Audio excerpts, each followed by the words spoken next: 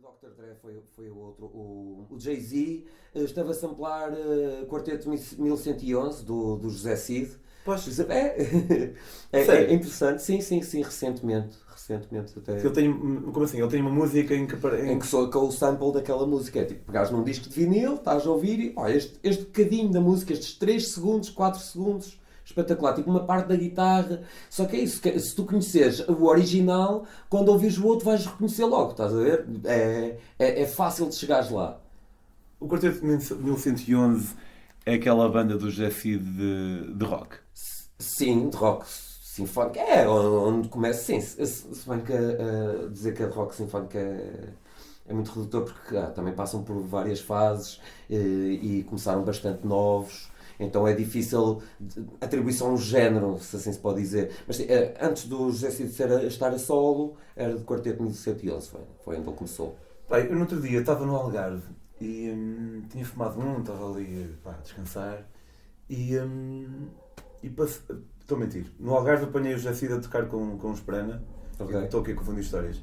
Esta que eu vou contar foi aqui em minha casa. Pá, eu passei por um concerto de José Cid.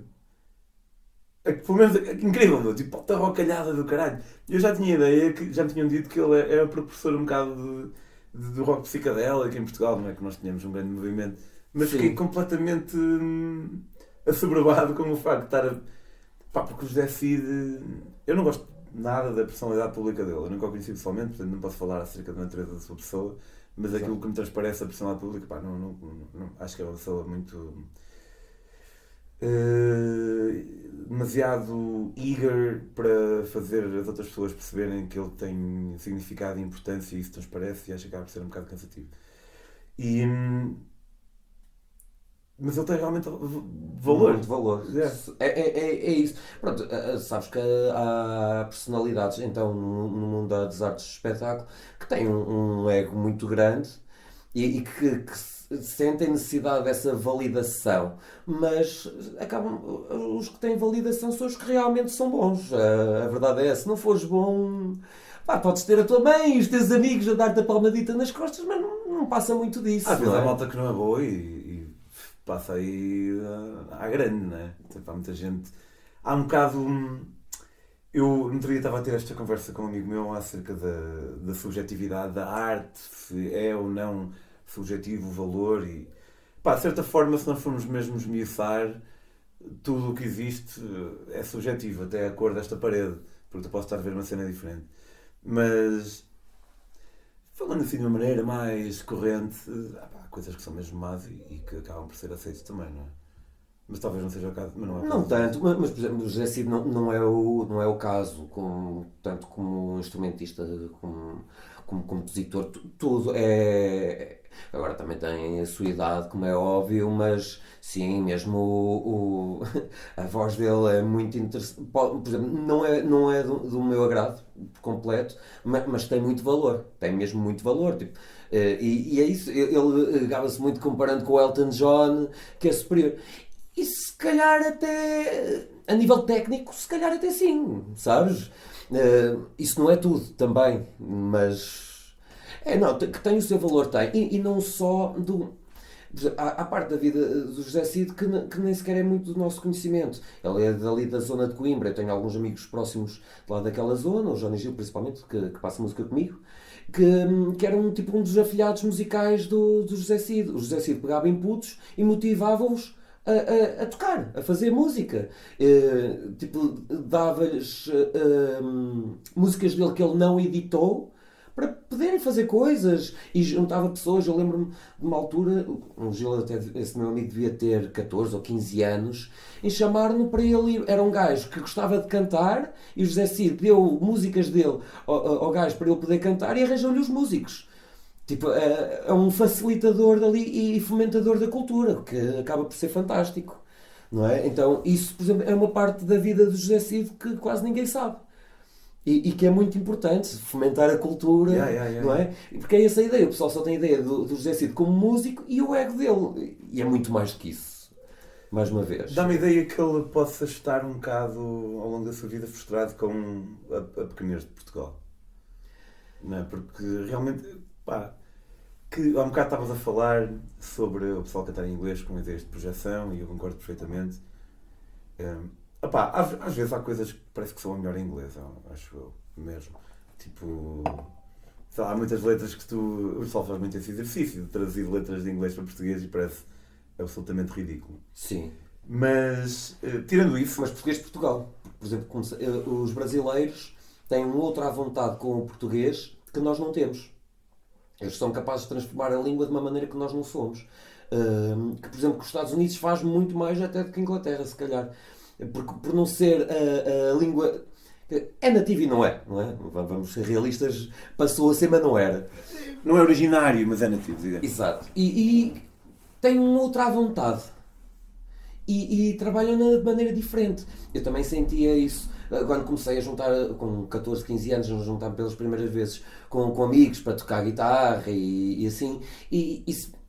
Ao sonhar na altura, porque sonhas sempre em ter uma banda e teres uma carreira, pensávamos sempre, em inglês é muito mais fácil um gajo se exprimir. E realmente senti essa dificuldade em português. Só que vejo os brasileiros a trabalhar o português de uma maneira e uma à vontade que nós não temos tanto, diria. Claro que isto, cada caso é um caso, cada pessoa é uma pessoa, mas generalizando um pouco, sinto bastante isso nos brasileiros. Sinto que depois o hip-hop em Portugal veio desconstruir um pouco isso. Que não havia antes. Nem no rock não havia não há hip-hop tuga em inglês que eu conheça. Assim que eu me lembro também não. É capaz de ser o único estilo, tirando fado e essas merdas, obviamente, e pimba. Mas é capaz de ser dos únicos estilos em que nunca tinha pensado nisso. De certeza absoluta que há. E se calhar ia parecer um bocado ridículo. Só que não eram conhecidos na altura. Como tu disseste, que se saiba. Sim, que se sabe. É isso, há muitos pequenos projetos que nunca saiu disso, de concertos na cave de amigos ou no quintal. Sim, que se calhar cantavam em inglês realmente, mas as primeiras bandas de hip hop em Portugal foram logo em português, assim, minimamente conhecidas. Por exemplo, Mãe da Guerra. O nome é em inglês, mas as letras. Pelo menos, não sei se eles têm alguma em inglês. Mas... Então o nome do gajo, um deles é Maze, não é? Sim, mas é isso, nome é nome artístico, não é? Sim, mas o meu próprio nome não é Labirinto, ou seja, sim. Ou Milho, ou... Exatamente. É um bocado por aí. Então há essa desconstrução que é muito interessante. O hip hop é que veio ajudar um pouco isso, porque até no rock, óbvio que tínhamos bandas portuguesas a cantar em português de rock, mas muitas ali mais para o inglês. É isso, nessa tentativa de uma carreira internacional. O hip hop não, foi. Já começou de uma maneira completamente diferente, não é? Porque o hip hop em Portugal, embora possa ter havido gente a começar antes, mas vem dos anos 90, que já é bem mais posterior, não é? E é isso, os primeiros a cantar em português, e depois em 2000 que se sente essa transição mesmo, senti por completo quase toda a gente a começar a cantar, até bandas que cantavam em inglês que passaram a cantar em português. Por exemplo, que é um caso bastante interessante. Começamos a ter mais orgulho em nós, na Portugalidade. Porque, não é? Porque até uma certa altura isso, muito influenciado pela ditadura em Portugal, o que vem de fora é que é bom. O que havia aqui não, mas o que vinha de fora é que era bom. Não sei se a ditadura tem algo... Não sei se não é uma característica de qualquer cultura, Não. Há muitos casos igual ao de Portugal, mas há muitos casos que é ao contrário. Mesmo dentro da Europa, se fores ver a Espanha, a França, a Inglaterra e a Itália, são 4 países com uma cultura própria tão forte em que muitas pessoas, uma larga maioria da população não sabe falar uma segunda língua e não está interessada. Poderá ser por esses países serem tão grandes e tão influentes em termos culturais no mundo que, imagina, quem é muito famoso em Espanha é famoso no mundo. E França igual. E Alemanha... Para a Alemanha, por acaso, em termos de música e assim, não estou tirando One Waves, não consigo... E Rammstein, não consigo nomear... Cantam mais em alemão mesmo. Não consigo nomear assim muitas bandas.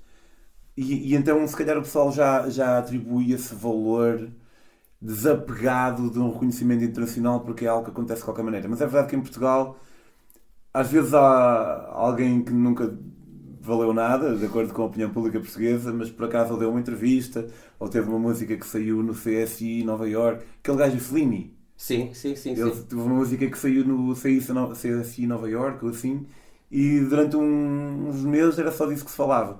Mas pode ter a ver com, lá está, com a nossa pequenez e então damos muito mais valor àquilo que os outros dizem de nós do que aquilo que nós próprios dizemos de nós próprios. Isso acaba por ser um grande problema que muitas bandas reclamam que só se começam a dar valor a elas quando começam a ficar conhecidas lá fora. Por exemplo, o Slimy foi um dos casos, a Moonspell também falam muito disso. Por acaso, Sim, no caso do não. Moonspell funcionou. Mas, por Já está exemplo, em inglês. sim, mas por exemplo, Moonspell é, É a banda mais é conhecida um de nicho. esquerda, não é? É um nicho em que eu diria provavelmente 80% do público que ouve aquele género de música, nem estou a dizer a banda em específico, é nórdico. Então, se tu queres ser bom naquela área, tens que ir para lá. Por exemplo, os Parkinsons, cá em Portugal, já tinham algum estatuto, já chegaram em Inglaterra e rebentaram tudo. Fizeram um turnê no Japão, não é? Tipo, Os Parkinsons são mais ou menos de que altura? O seu pico, digamos. Eles ainda existem, correto? sim. Não tiveram Tocar aqui no Party Sleep Yeah. também. É 2000 e pouco. É depois de Teddy Boys a acabar, que era uma banda de culto de Coimbra, que ainda fez 2 turnés nos Estados Unidos. Tocaram no aniversário do Joe Ramone, dos Ramones, por exemplo. Olha. Ou alguns deles, não sei se foram todos, mas pelo menos alguns deles sei que sim. Por exemplo, o Cala da Twist Connection é convidado para ir lá aos Estados Unidos recorrentemente e tal. E então, Parkinson surge depois disso. Eles em Portugal já tinham chegado a um ponto que, dentro do underground, que não dava para crescer mais, mas era punk rock e não dava para passar para o mainstream e cantavam em inglês. Foram para a Inglaterra e muita gente poderia duvidar se vai lá dar. No primeiro ano, acho que foi a banda que mais tocou em Inglaterra. Tipo, em 365 dias eles tinham tipo 300 concertos. É uma coisa absurda. Tipo, não existe. Chegaram ao Japão e enchiam os estádios. Percebes? Tipo, e pensas, uma banda portuguesa? Como assim? E mesmo assim, dentro do underground, digamos assim, que em Portugal continuam a ser dos maiores, mas mais ninguém os conhece. Fora do underground, não é? Então, é isso. Às vezes também tens que ir de encontro ao teu público. É isso, se o teu público está em tal sítio, os Municipal, se o público daquele género de música está no norte da Europa, se eles forem para lá vão dar mais concertos. Não é? Eles queixam-se muito que não tocam em Portugal. Compreendo, mas, por exemplo, não é de todo o meu género musical, não tem nada a ver com a banda, é o género, não me cativa muito. Então, se eu souber que eles vão tocar, eu não vou fazer esforço por ir vê-los. Ou até podem estar a tocar num festival que eu estou lá, se calhar vou usar essa hora para ir comer, percebes? Simplesmente porque não é o meu género. E com isto não quer dizer que eles sejam maus. E eles queixam-se muito de não terem tantas oportunidades em Portugal. Mas se calhar também não há assim tanto público para isso. Como, por exemplo, Corona. Ou falar da Portugalidade, dos arredores. Eu acho que eles ainda deram um salto. Foi quando começaram a falar dos arredores, falar de todas as terriolas. Foram buscar a malta dessas terriolas. Opa, ele está a falar da minha terriola, estás a ver? Tipo, isso é um orgulho para as pessoas. E isso cativa público. Municipal a cantar em inglês, um género de música que não é do agrado de muita gente, torna-se mais complicado. E não quer dizer que eles sejam maus, mas a nível de público. É um estilo de música cuja melodia é praticamente inexistente. Depende um bocado de como é que nós queremos definir melodia, mas. Sim, estou a entender o que estás a dizer. Então acaba por ser complicado, não é? Dizeres, não toco, não me dão oportunidades. Não, algumas oportunidades tocam, mas também tens que encontrar o teu nicho. É um pouco por aí, principalmente quando se está a começar, ou quando és uma banda mais de nichos, não é? Porque isso, senão tens que ir para o pop. Yeah. Se queres ficar conhecido internacionalmente, tens de ser pop. Até mesmo dentro de um nicho, por exemplo, o hip-hop, o Eminem acabou por ser conhecido mundialmente, mas há muita coisa que engloba isso. Se calhar algumas das músicas que levaram um pouco ao estrelato não são músicas tradicionais de hip-hop, os próprios beats são um pouco diferentes. O ser branco também ajuda bastante, não é? No hip-hop estadunidense... Não, eu estou a dizer mainstream. Estou a dizer atingir o estrelato. Se calhar isso também ajuda um pouco. Mas foi um caso, não é? Tipo, lembramos assim de repente, o Eminem chegou onde chegou. Mas não é fácil. Tipo, e calhou. E, tipo, o público começou a dizer, eu gosto. Tu tens muita gente que gosta de Eminem que não ouve mais nenhum hip-hop. É tipo, gosta de Eminem. É isso. Acabou por conseguir chegar ao mainstream, digamos assim, mas não é fácil. Uma banda como Municipal chegar ao mainstream, eu diria que é quase impossível, não é? Simplesmente, nunca descurando o trabalho deles, simplesmente disse, pá, não é tão fácil acesso, não é uma coisa que seja fácil de agradar a tanta gente, a massas, não é? É por aí. É curioso tu não ser uma cena que te agrade, porque pá, eu tenho-te, e também não é por acaso que eu te convidei a ti para fazer este capítulo da música neste projeto, porque és uma pessoa muito mais eclética do que eu, mas o teu ecleticismo, não sei se isto é uma palavra, mas o teu nível de eclético não chega ao ponto de curtir black metal e death metal. Eu tenho as minhas 2, 3 bandas que eu gosto e fica por aí, percebes? Tipo, há alguma coisa do género que me agradou por alguma razão. Por exemplo, no black metal e death metal, uma das coisas que eu normalmente que me faz não gostar é a voz. Mas, no entanto, há, sei lá, 2 ou 3 bandas em que o timbre de voz daquele gajo soa melhor e que já se torna mais agradável para mim, embora eu não sendo fã do género. Eu consigo curtir, havia uma que era Typo Negative, Por exemplo. e My Dying Bride, pá, mas lá está, porque tinha alguma melodia, e é isso eu consegui entrar a bordo. Pá, olha, uma banda, isto daqui não tem nada a ver nem com black nem com death metal, mas não sei se curtes, mas tem a ver com metal, se curte, talvez não tenha, dir-me-ás, Dream Theater. Não é nada de todo o meu género. Ouvi na altura, quando eu aprendi a tocar guitarra, até o meu prof de guitarra ouvi, e ali o pessoal daquele meio, porque tecnicamente eram os reis, era uma coisa incrível. Só que isso não me agrada muito, porque não me agrada tanto a parte técnica, ou as bandas mais técnicas. Realmente tu és maior, por exemplo, sabe, o Satriani é dos maiores a tocar guitarra, ele toca a alta velocidade e tecnicamente é perfeito. Opa, eu gosto mais do flow, eu gosto mais da alma, estás a ver? Não, aquele gajo pode estar a sentir muito, mas é tocar o mais rápido possível, não falhar uma única nota. E eu gosto que falhem notas, percebes? Tipo, traz outra coisa, e não é dizer que algo é melhor do que outra coisa, não, nem sequer tento comparar, é do meu agrado ou não é, toca-me de alguma maneira ou não.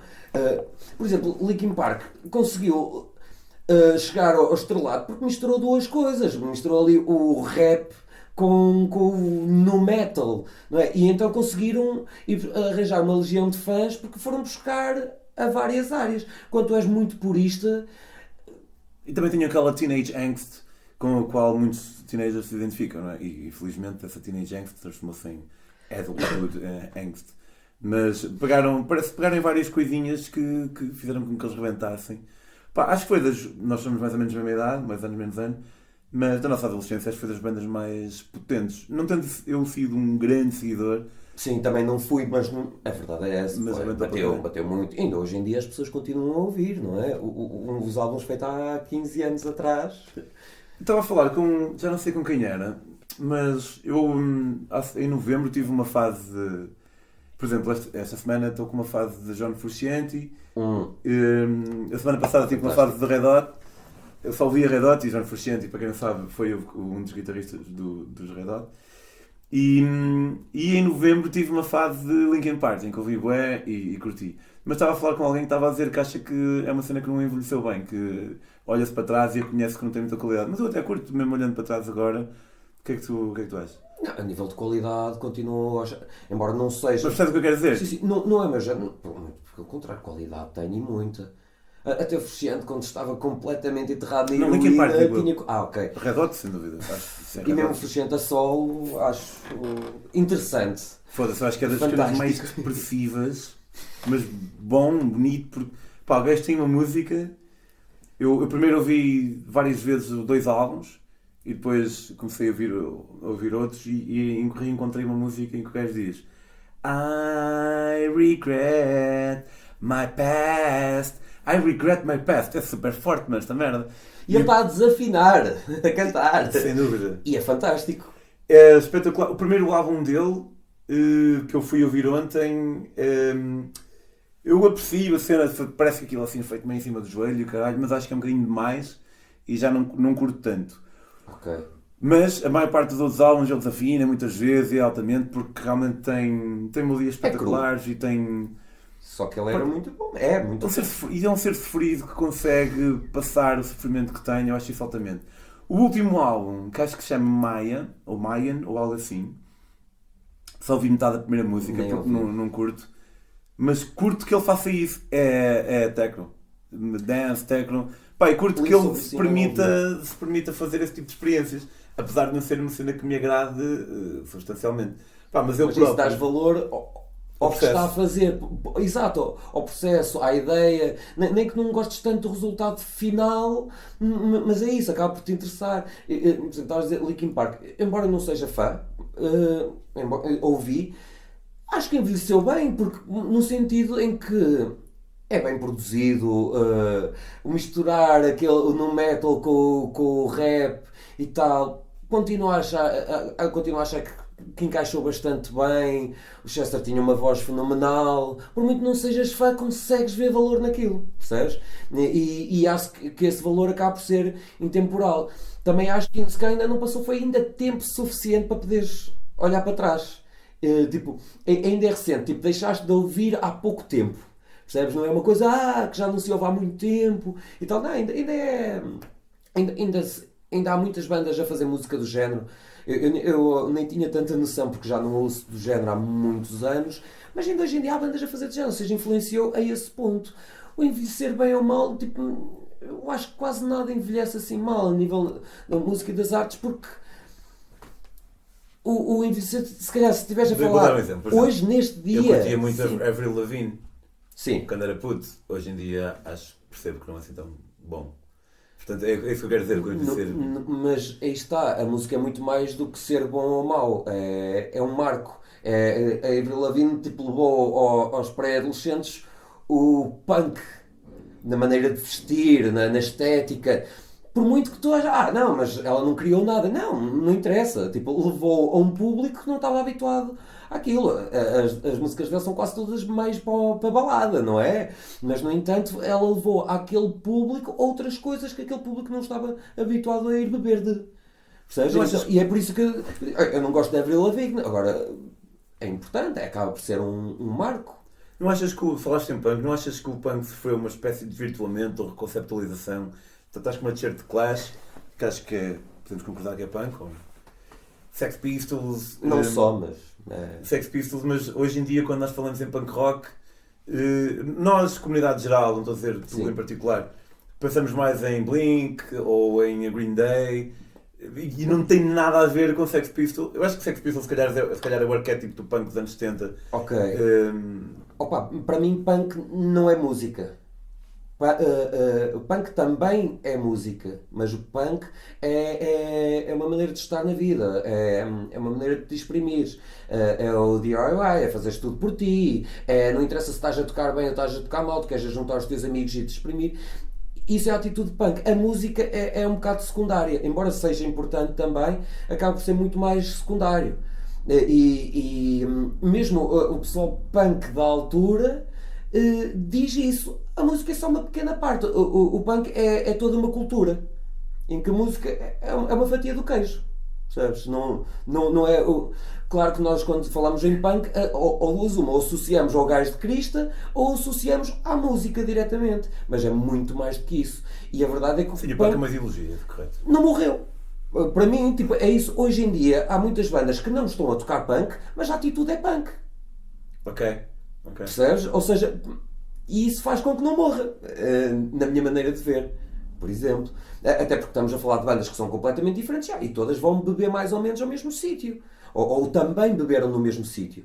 É isso porque, por exemplo, The Clash é muito mais do que punk, não é só punk, também mete muito reggae ska, era um gajo com uma consciência social absurda então para a época. Isso, por exemplo, eles foram buscar o ska, que era das comunidades dos imigrantes em Inglaterra, que até a própria maneira de vestir, eles tinham, por exemplo, de dobrar as calças. Porquê é que eles dobravam as calças?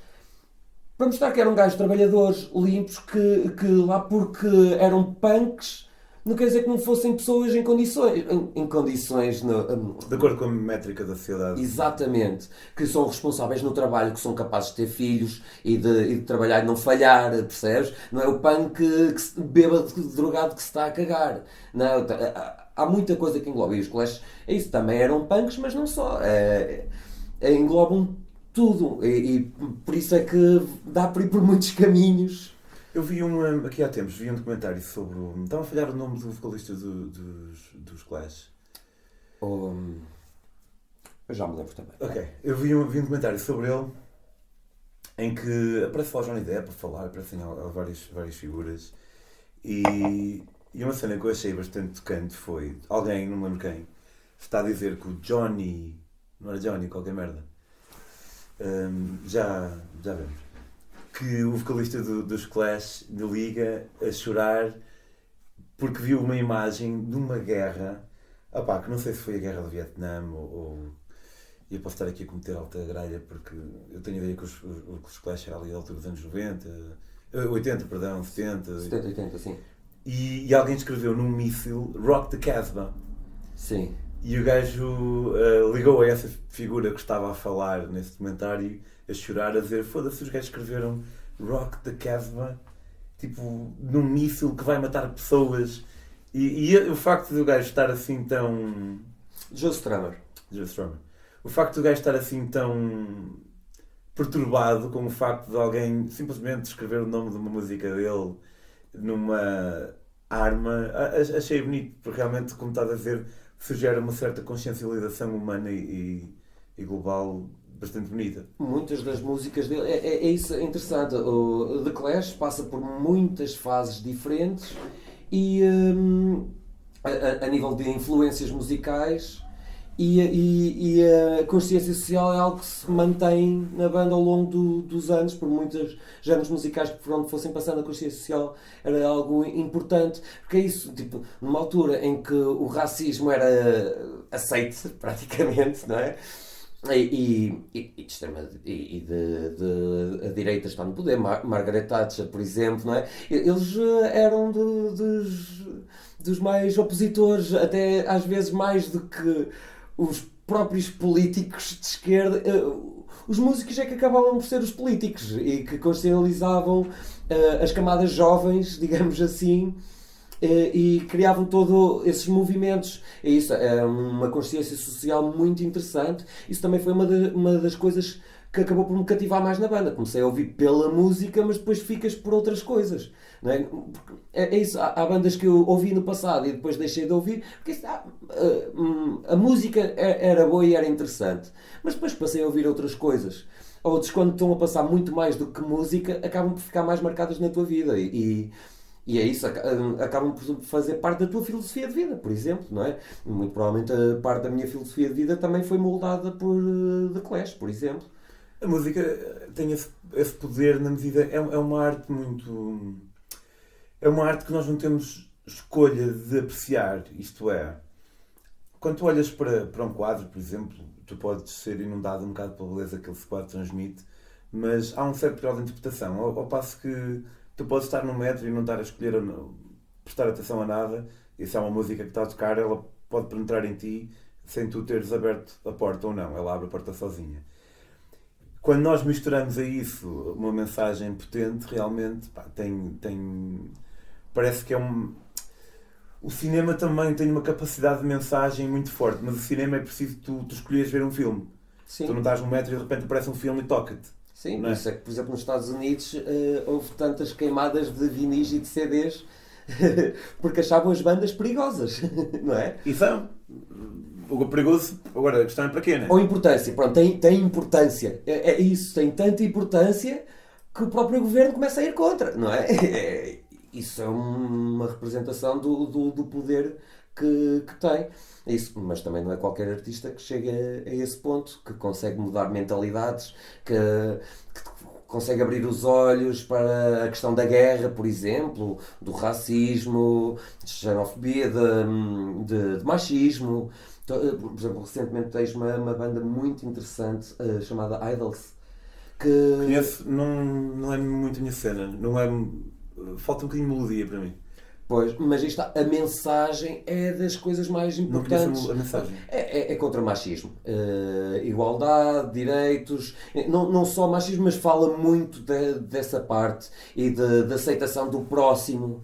E isso é uma coisa muito importante. Estás a motivar as camadas jovens, porque é as que acabam por ser mais Influenciadas. influenciadas,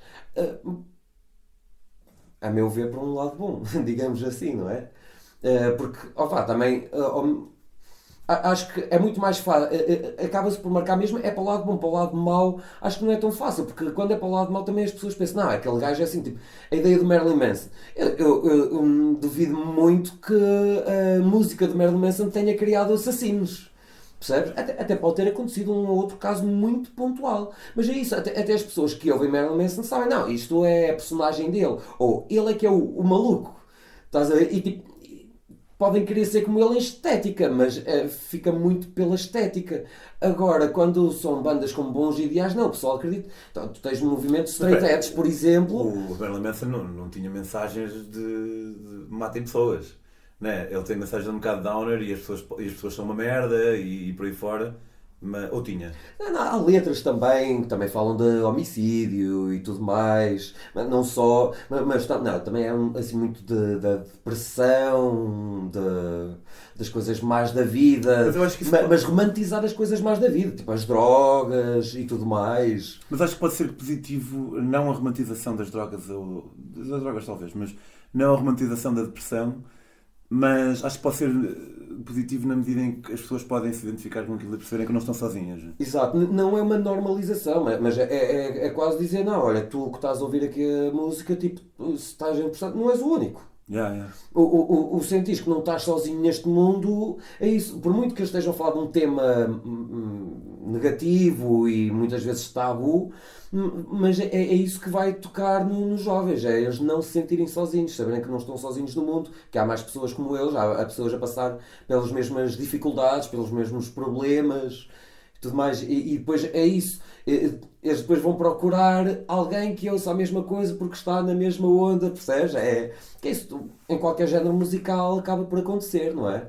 Sim, e pá, por acaso o Marilyn Manson em específico, descobriu-se recentemente que ele aparentemente fez merdas muito mal feitas. Mas isso não invalida nada em relação à música ser melhor ou pior, No entanto, ou mais ou menos recomendável. Mesmo assim, tipo, já há muitos anos que se falava de Marilyn Manson como sendo um gajo que promovia coisas muito más. Chegaram a tentar proibir alguns álbuns dele, queimar e por aí fora. Mas ele próprio ele dizia, pessoal, calma, isto é uma persona, tipo, sou um artista, estou aqui a fazer coisas. Calma, tipo, não sejam tão literais. Sim, eu lembro na altura Assim, do... ou seja, nem que ele até fosse má pessoa na vida pessoal, ele estava a dizer de calma, as coisas não são bem assim. Tipo, nem eu quero passar necessariamente essa mensagem dessa maneira. Não é? Ele, por muito má pessoa que até fosse na vida pessoal dele, pelo menos do que ele dizia, tudo bem, pode ser numa de politicamente correto, mas a verdade era que isso ele afirmava, que não queria que as pessoas fossem assim, que, tipo, nem que ele acreditava que os jovens se inspiravam nele para fazer coisas macabras e tiroteios nas escolas. A altura o Columbine, aquele filme do... Bowling for Columbine. Bowling for Columbine, que acho que é um documentário, e depois há um que é o elefante de qualquer merda. O Elephant. Chama-se o Elephant, do Last from Tree. Exatamente, do Last. Houve realmente essa assunção que... Mas é uma relação de causalidade que não tem que ter causalidade, não é? Porque tu ouves Marilyn Manson e depois matas 50 pessoas na tua escola, que isso está necessariamente relacionado. Mas sabes que em relação à atitude das... Desculpa. Estou. Oi. Sim. Olha. Diz. Estás em alta voz? Tens em casa, por exemplo, cartolina? Tenho, sim senhor. Tens? Tenho. Por exemplo. Ok, até já então. Até já. Sabes que uma das cenas... eu deixei rolar, já deixamos falar de Corona, mas acho que está a ser interessante e podemos fazer... Ou até se pode depois recortares e fazeres um outro programa sim. a falarmos de outros meios. Encontra assim um tema... Pá, uma cena... Dentro de tudo, eu sou um grande adepto de separar a mensagem do mensageiro. E separar a arte do artista.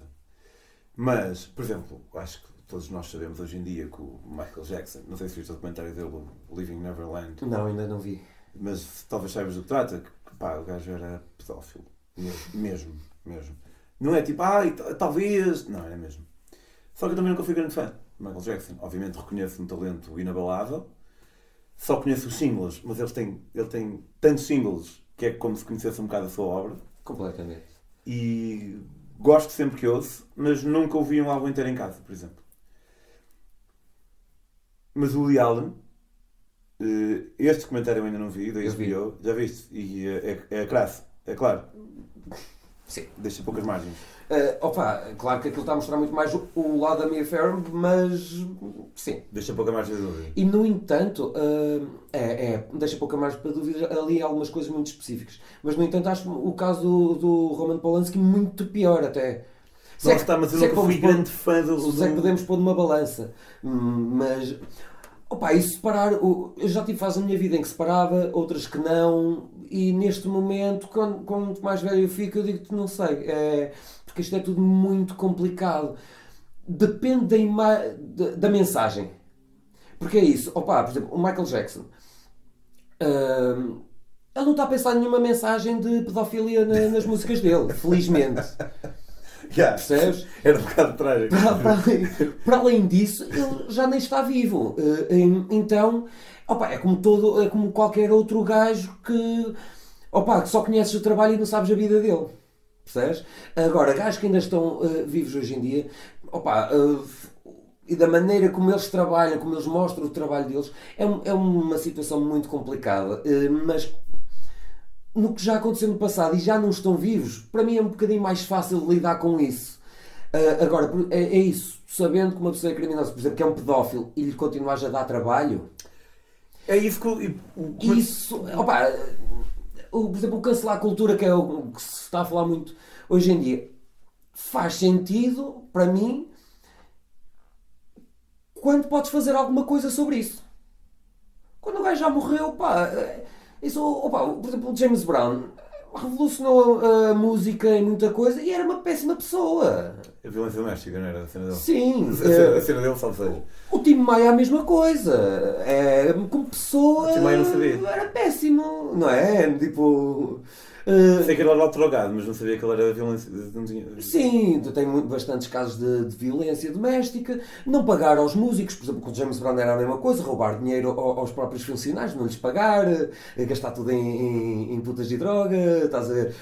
E no entanto, a nível musical também foi muito importante. Só que é isso, não dá para voltarmos atrás no tempo.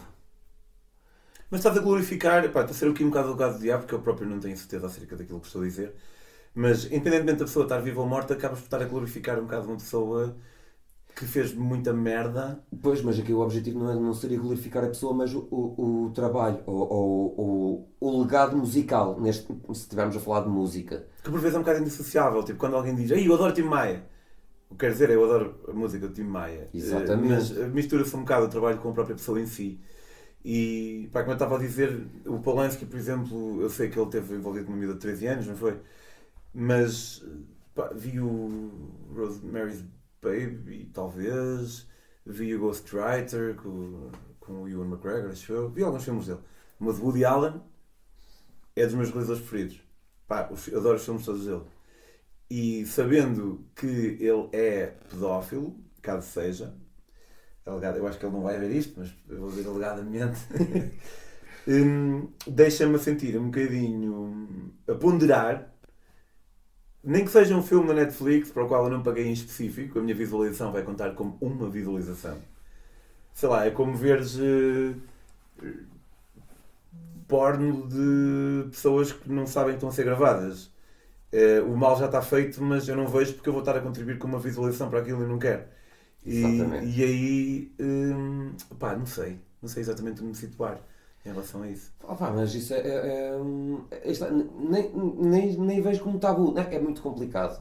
Porque desassociar o homem da obra é complicado. Por exemplo, eu dou-te um exemplo. Quando estava na faculdade, descobri que o Charles Manson era músico e gravou muita música na prisão, folk. E aquilo é um freak folk, é estranho, é estranho ao ponto de tornar-se até agradável. Fui ouvir e posso dizer, ele tem ali coisas muito interessantes. É o Charles Manson. Uau, não tinha ideia. Percebes? E tipo, eu não, com isto nunca na vida vou dizer que o Charles Manson é que é. E que a música dele é que é. Não, é interessante. Agora, tipo, não, mas ele foi preso, foi julgado e cumpriu a pena dele até à morte. Tipo, pronto. Opa, ou outros que escaparam. Mas opa, nós temos pessoas a liderar o mundo que sabemos que são más pessoas e continuam a ir lá e as pessoas continuam a votar nelas. Votar nelas ainda é pior, percebes? Sim, pois, mas aí eu acabo por haver alguma escolha, não é? Há sempre escolha. Mas, por exemplo, um bom exemplo será... Não há nada muito claro em relação ao António Costa, mas há vários casos de compadrio que são tantos que tem que haver entre todos, pá, um padrinho de... As relações familiares no Parlamento, pá, são demasiadas. E se fosse uma ou duas, uma pessoa... Eu acho que também uma pessoa não deve perder o direito a ter uma posição porque é familiar de alguém. Acho que se por acaso tens um filho que é super competente, o teu filho tem direito a exercer a sua Sem posição. dúvida nenhuma. Mas a competência não é o principal aí. E são muitos, são demasiados. E eu não curto isso. E pré-pandemia, pela primeira vez, íamos ter um superávit, que é uma coisa incrível, não ter um déficit. Uau, o que é isto? E eu acho que isso é uma cena de valorizar, porque é importante uma pessoa não continuar a contrair mais e mais e mais dívida e ter mais e mais e mais prejuízo. Só que eu nunca vou votar no PS por isso, porque espero que haja outras pessoas, ou pelo menos não neste PS, que haja outras pessoas que, por acaso nunca votei no PS, mas espero que haja outras pessoas que também consigam ter um superávit e não contrair mais dívida e também que não alinhem em cunhas e em compadrios. Agora, ouvir música é uma cena mais ouvir um filme. A não ser que um gajo não valoriza tanto, então acaba por cagar um bocado nisso. Mas é isso, é muito mais fácil não ires ver o novo filme do Woody Allen, não é? Tipo, é muito mais fácil cancelar o cancel culture dessa maneira, sim. Agora, os filmes que eu já vi eu não consigo desver, não é? Eu estou a dizer isto, por exemplo... Cada vez faço menos referências ao homem, cada vez falo menos dele, cada vez falo menos dos filmes dele, mas é uma maneira, tipo... Nesse caso, mas por exemplo, o James Brown acaba por ser um bocadinho complicado porque é isso, teve casos de violência doméstica e de não pagar aos músicos, isso era das coisas mais graves. Isso também tem muito a ver com a infância que ele teve. Tipo, nunca na vida é necessariamente o desculpar. Mas isto está, enquanto não lutarmos para evitar as situações más e as pessoas passarem... Porque é isso, um pedófilo não é genético. As pessoas não nascem pedófilas. Tipo, não é como a homossexualidade, não é uma escolha. Mas também não é uma escolha. Pelo menos dos poucos estudos que há, que não há muitos, porque é um assunto muito tabu, a pedofilia, na maior parte dos casos, é porque a pessoa sofreu de pedofilia quando era criança. E de alguma maneira o afetou para o resto da vida. Isto não é nunca desculpar o que fez, mas acho que é muito mais importante, não é andar a atacar os pedófilos, mas procurar encontrar maneiras de evitar esse tipo de situações. Claro, sim. Concordo contigo e eu trabalhei... Não é a multa, é a prevenção. Não é o castigo. Eu vi isso praticamente à minha frente. Eu, quando trabalhei em Inglaterra, eu fui psicólogo, como sabes, e trabalhei numa comunidade terapêutica onde tinha... Uma comunidade terapêutica é uma casa onde os utentes vivem 24 horas por dia e eles gerem a casa, cozinham. Também é numa de ensinar um bocado a sobreviver. E também é o nosso local de trabalho e temos terapia lá. Eu lembro-me de uma utente em particular que era mulher. Nós geralmente associamos o abuso sexual de menores a homens, porque acontece mais.